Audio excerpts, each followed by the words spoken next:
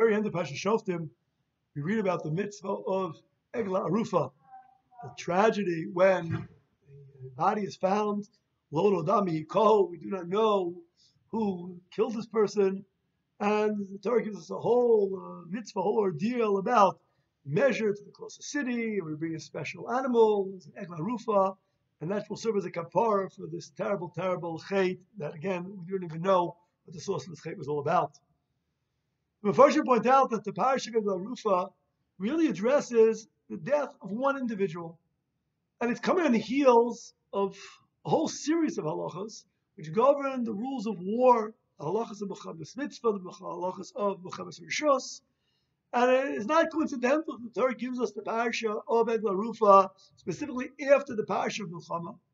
Because the Mepharshim tell us that sometimes when a person is involved in Milchama, and even a justified Milchama, so a person tends to begin to take life lightly. One never, Rahman al is exposed to war and sees death in the face. So one may lose a certain degree of heightened sensitivity to Kedushas HaChayim. And as such, the Torah tells us that we should never ever lose sight of even an individual, just because one may have participated in a milchama. Nevertheless, every single life is actually precious in the eyes of HaKadosh Baruch Hu. This idea that we sometimes almost lose our sensitivity when something happens multiple times, and we forget that really a multitude is ultimately made up of a lot of individuals. So this is something that I think is very, very important for us as we begin now in Rosh Chodesh Elul, beginning the tshuva process. When we speak about tshuva also, we sometimes get lost in the multiple aspects of chait.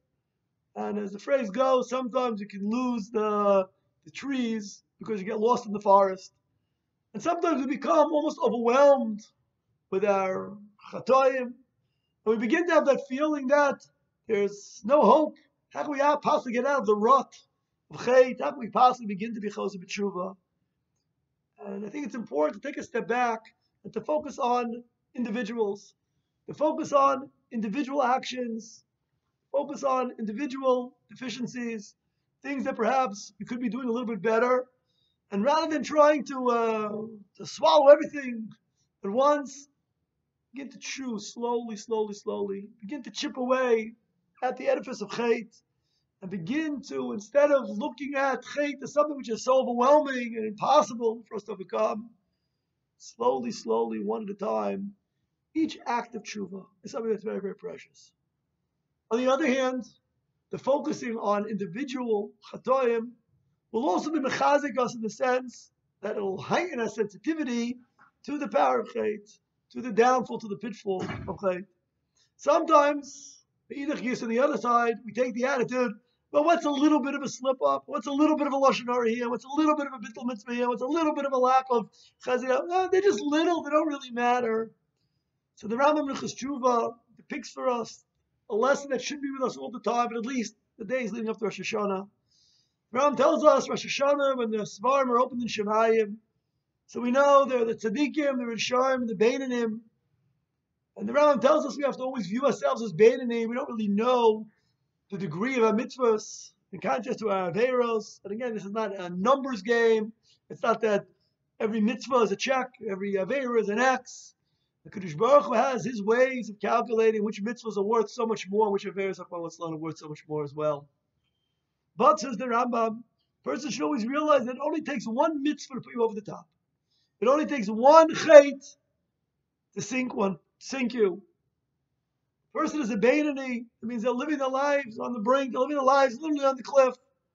And one chait can put them over the edge into the category of, rather than the Beinani, but rather into the category of the Rishonim.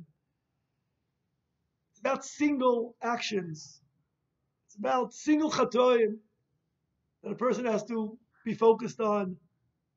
But just as each and every chait has the ability to destroy, we should never lose sight of individual mitzvahs as well.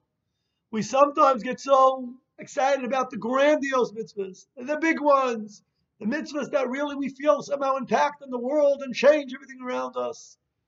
And we tend to take lightly what we spoke about back in Parshas Eikev. Rashi tells us, right? Eikev Tishmon, mitzvah she'adam dash b'yakavav, the mitzvahs that a person tends to step on with one's heel, the light ones, the little ones, the little davening every morning, the brachas, the little short snips of Torah.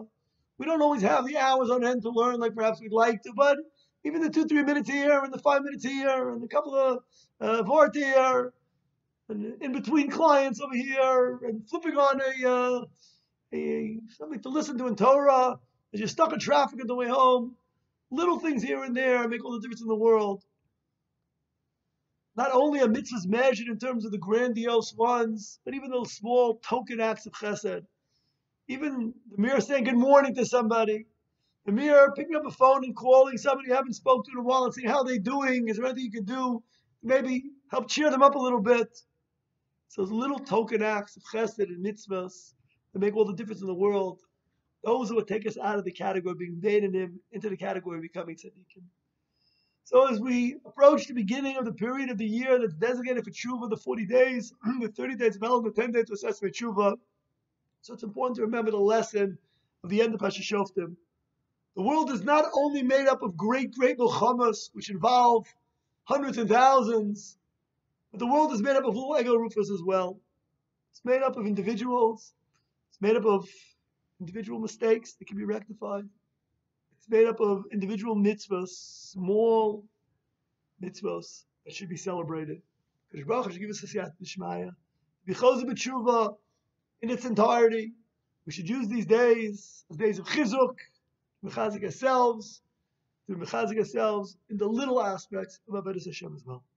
Wish everybody a wonderful Shabbos, open Mitzvah Hashem. We'll have time over the next couple of weeks in different formats to be able to continue the different chizuk v'sayiras across the Yom Road. Shabbos.